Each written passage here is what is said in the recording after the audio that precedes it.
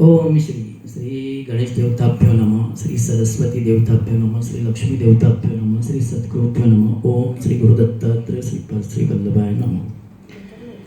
अनिरुद्ध नक्षत्र ज्योतिष संस्थेचं आज 4थं स्नेहसंमेलन.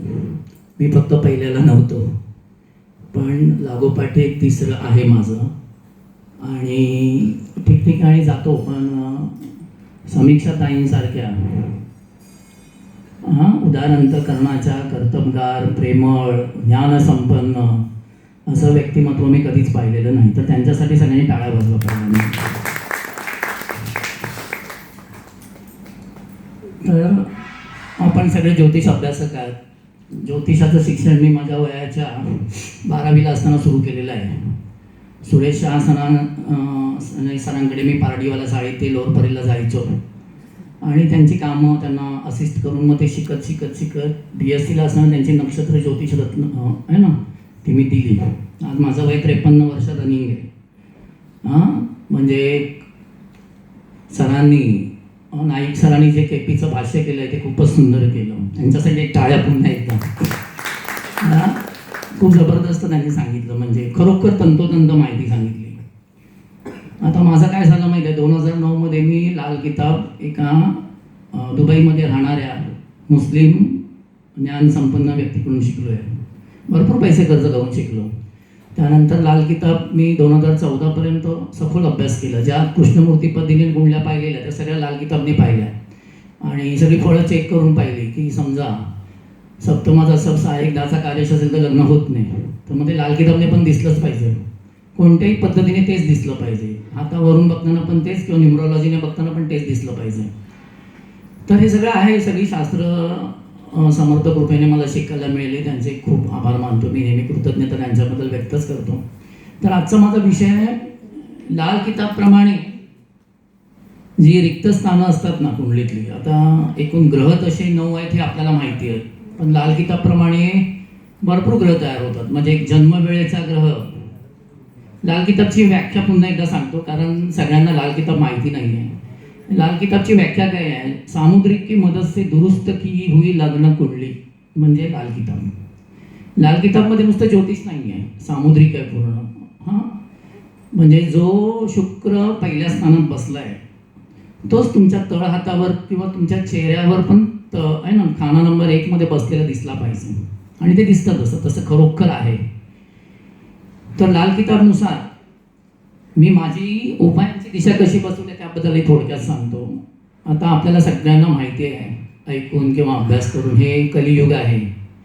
कलियुगाची खरी स्टोरी सद्गुरु चरित्रात वर्णन केलेली आहे 2ऱ्या अध्यायात. तर त्यामध्ये ब्रह्मांनी जेव्हा एकेकाला, कृतयुगाला, त्रेतायुगाला, द्वापारयुगाला पाठवून आल्यानंतर कलियुग जेव्हा आलं त्यांच्या समोर, तेव्हा ते पिशाच्यासारखं तोंड करून आलं. आणि त्याने प्रायव्हेट भाग एका हाताने धरलेला आणि एका हाताने जीभ धरलेली स्वतःची. तर त्याला ब्रह्माने विचारलं, तू आता पृथ्वीवर जाऊन काय करणार आहेस? तर तो म्हणाला की मी जे आईवडिलांना हे करतात, त्रास देतात किंवा भावंडांशी भांडतात किंवा मैत्रीची पर्वा करत नाही, भांडण करतात, स्वार्थी वागतात, किंवा फक्त मला एका माणसाची खूप भीती वाटणार आहे, ते म्हणजे जो तुळशीची माळ नियमित जपतो, तुळशीला वंदन करतो, त्याची खूप भीती वाटते. तर मला नका पाठवू ना, मला कशाला पाठवताय? तर ब्रह्मा म्हणेल, तू ते टेन्शन घेऊ नकोस, तुझ्याबरोबर मी काळाला पाठवणार आहे. किती जरी माणूस चांगला असणार, तुळशीची माळ जपणारा, आई मातृदेव म्हणणारा, पितृदेव म्हणणारा, अतिथीदेव म्हणणारा, परस्त्री माता भगिनी म्हणणारा किंवा परधन पापाय म्हणणारा जरी असेल, तरी काळ त्याचा अंतरात्म्यातनं नको ते विचार निर्माण करेल आणि मग तू त्याचा ताबा घेऊ शकतोस.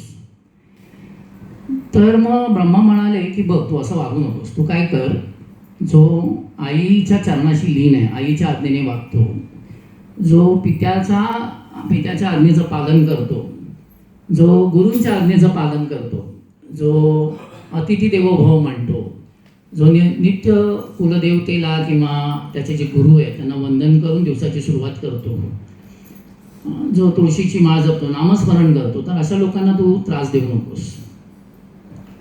बाकीच्या लोकांना तू त्रास देऊ शकतोस, पण अशा लोकांना तू अजिबात त्रास देऊ नको. म्हणून लाल किताबच्या उपायांची दिशा करताना आहे ना, मी त्याच पद्धतीचा अवलंब करतो. मातृदेवो भव. आता मातेचा कारक कोण आहे? चंद्र.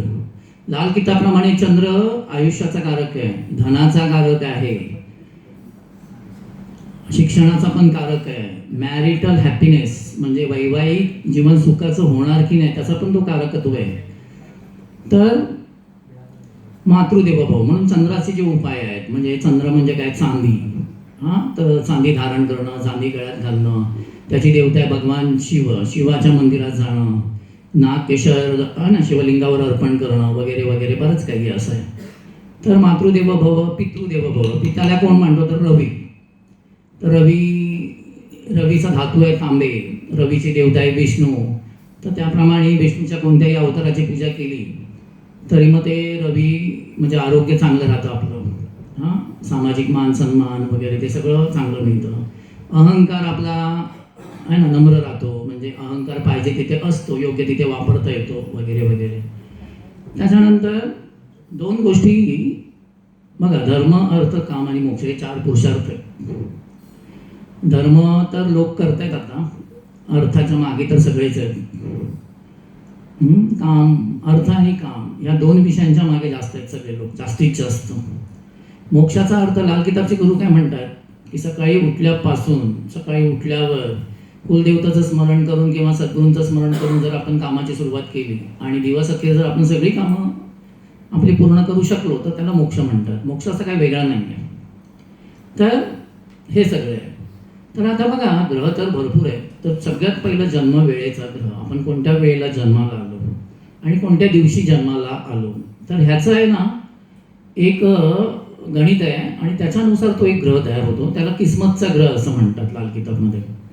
आणि दुसरं म्हणजे तुमच्या 9 ग्रहांपैकी लाल किताबमध्ये जी कुंडली असते ती व्यक्ती कोणत्याही लग्नावर जरी जन्माला आला 12 राशींपैकी तरी ती मेष लग्नाची कुंडली असते. ग्रह आहे तिथेच असतात पण मेष लग्नाची कुंडली असते, हे लक्षात ठेवा. आता मेष लग्नाची कुंडली आहे, खाना नंबर 1 आहे. खाना नंबर 1 जो आहे म्हणजे घर क्रमांक 1, तिथे मेष लग्न आहे. मग त्या व्यक्तीचा कधी पण दिवसभरात जन्म झालेला असला तरी ते मेष राशी जो ग्रह आहे तिथे तो आहेच.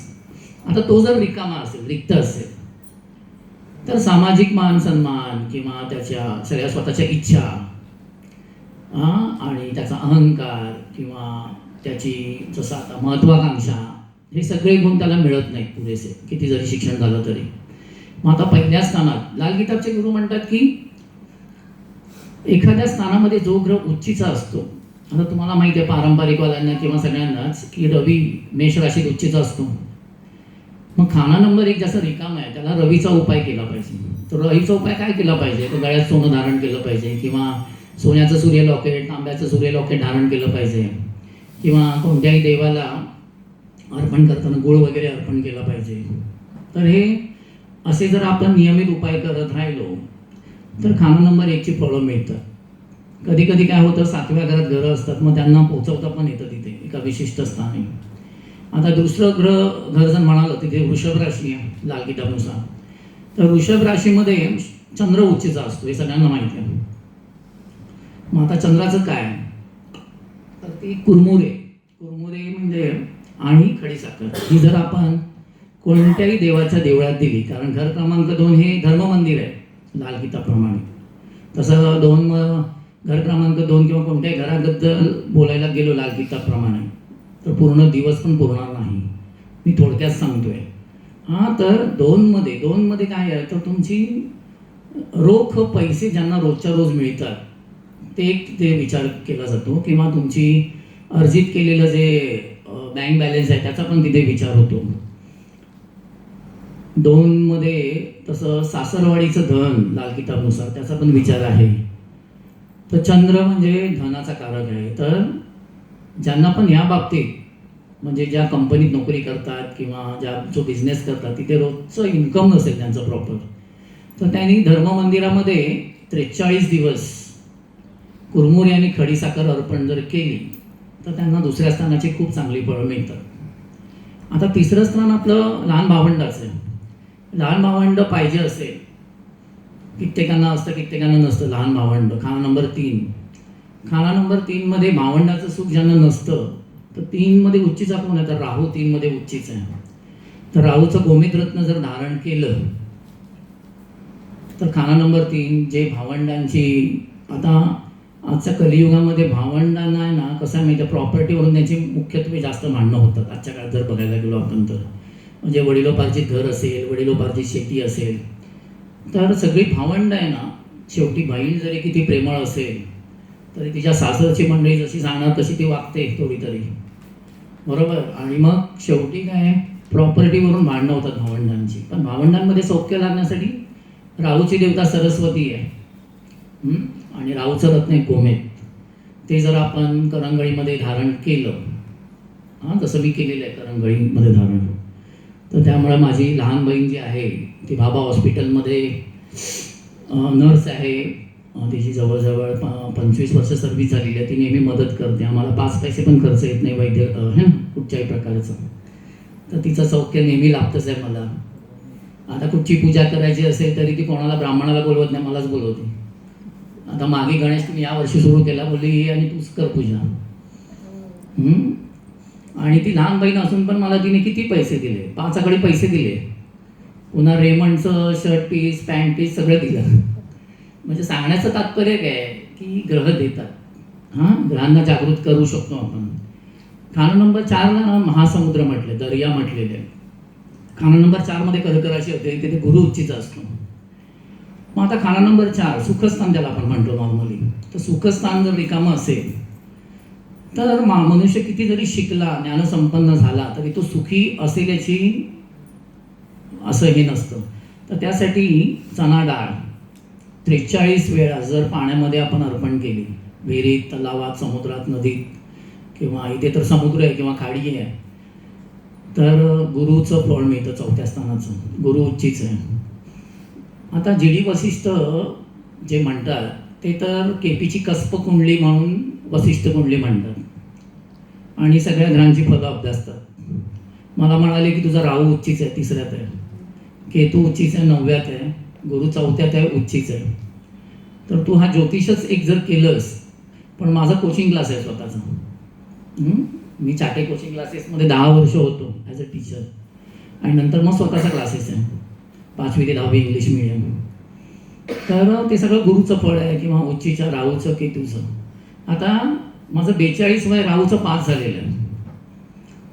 मी आता आमची बिल्डिंग रिडेव्हलप होते, त्याचा मी चीफ प्रमोटर पण होतो आणि सेक्रेटरी पण आहे.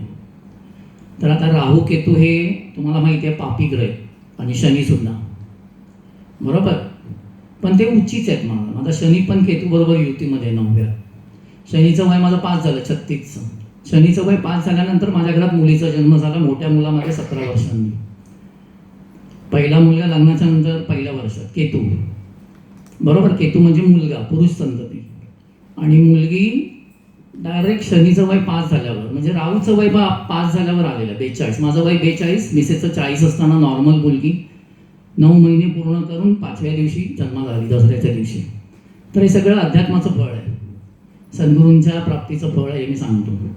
5वं स्थान तसं, 4थं स्थान तसं मी म्हणालो आहे ना, गुरु उच्चीचा. आणि गुरु काय देतो ते सांगायलाच नको. गुरु म्हणजे सगळ्यात, तुम्हाला जास्त जगायचं जर असेल, 100 पूर्ण करायची असेल विदाऊट हॉस्पिटलायझेशन, तर गुरुप्रमाणे वागलं पाहिजे.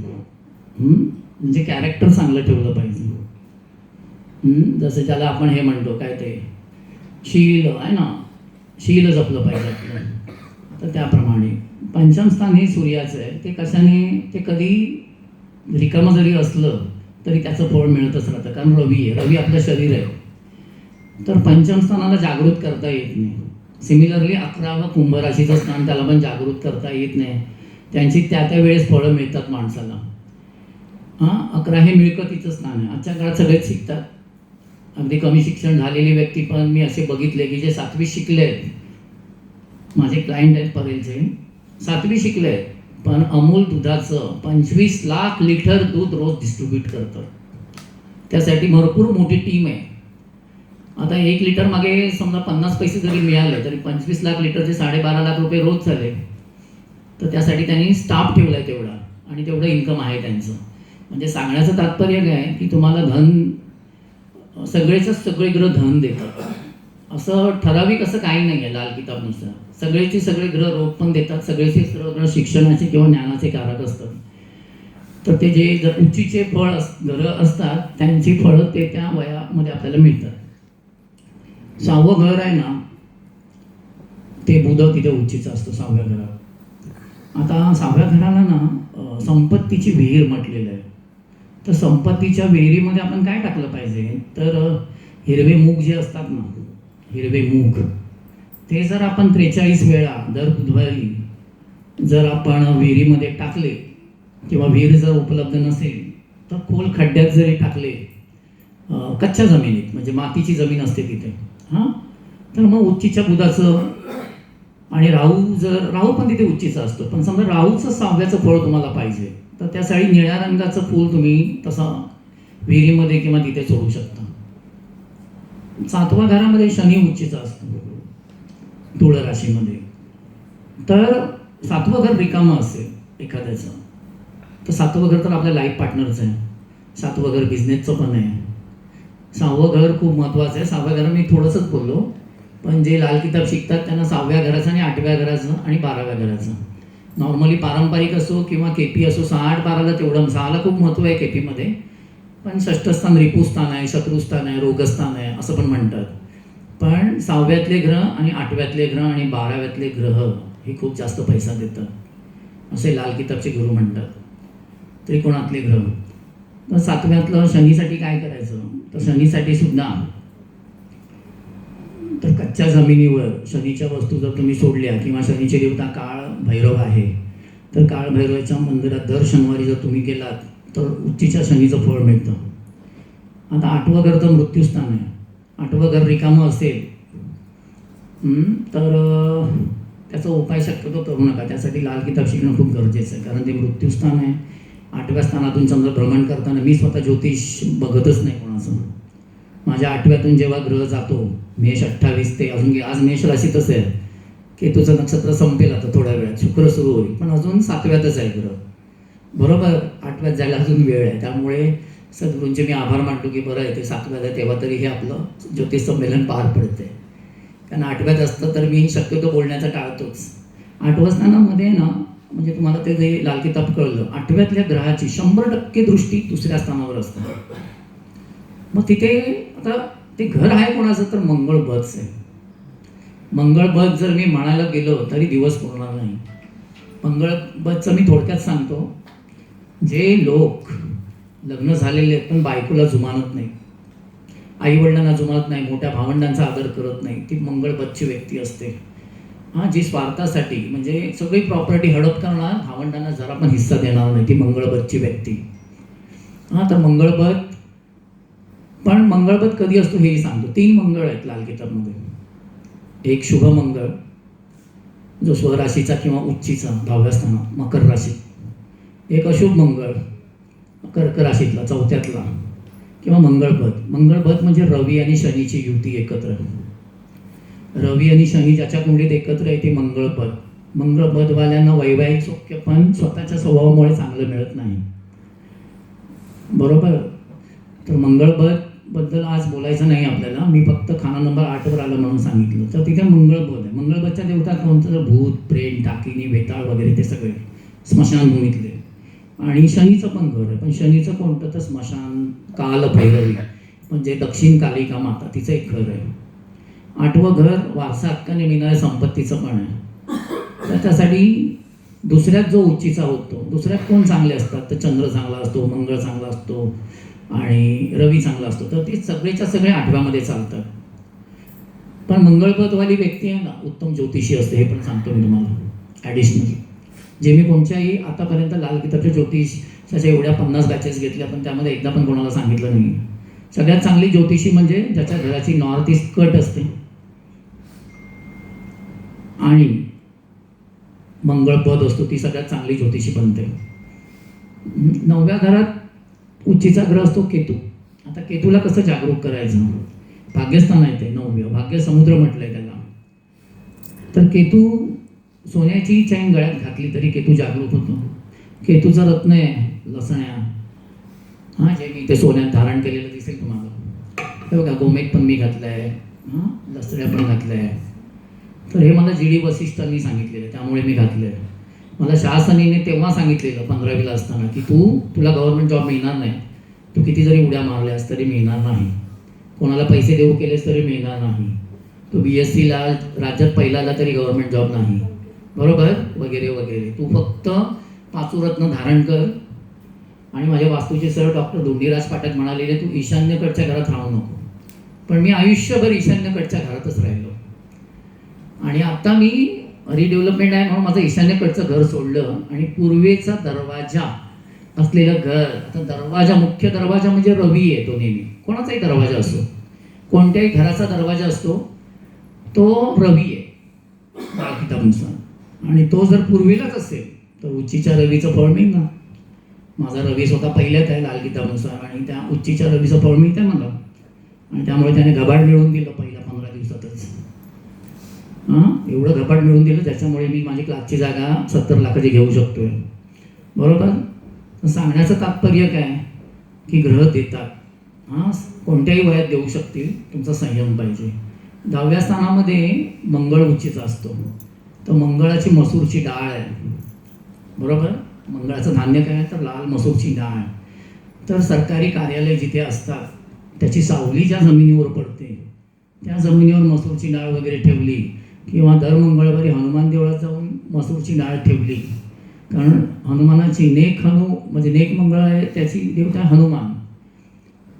तर तरीसुद्धा 10व्याच्या मंगळाचं म्हणजे नॉर्मली जे कुठेतरी सेक्रेटरी असतात किंवा घरातली मुख्य व्यक्ती असेल किंवा आहे ना राजकारणातले लोक असतील, कशाचे तरी संस्थेचे प्रमुख असतील, तर त्या सगळ्यांचा मंगळ चांगला पाहिजे.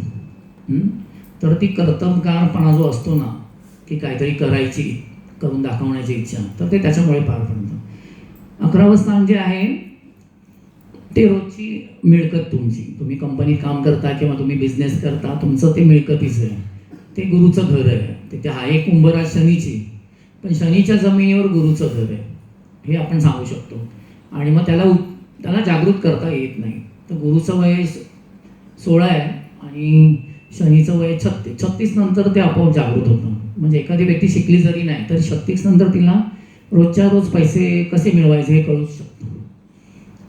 आणि 12वं स्थान तिथे शुक्र उच्चीचा असतो.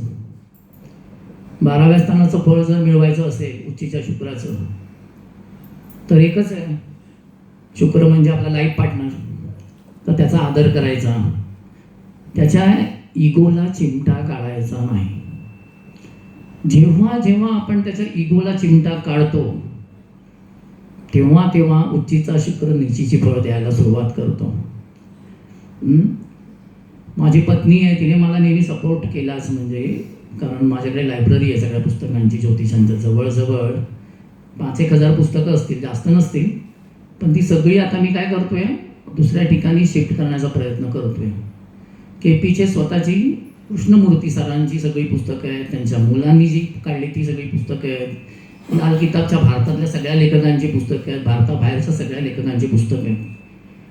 तर हे का ठेवलं आहे तर पुढच्या पिढीला ते देता यावं, आपल्याला ते शिकता यावं म्हणून. तर पुन्हा एकदा मी समीक्षा ताईंचे खूप खूप आभारी आहे की त्यांनी थोडीशी जबाबदारी माझ्यावर दिली आणि मी ती थोडीफार पूर्ण करू शकलो. त्याबद्दल त्यांचे खूप खूप आभार मानतो मी. त्यांनी विश्वास जो दाखवला माझ्यावर तो खूप महत्त्वाचा आहे. आणि त्याप्रमाणे आपण थोडाफार प्रयत्न केलेला आहे.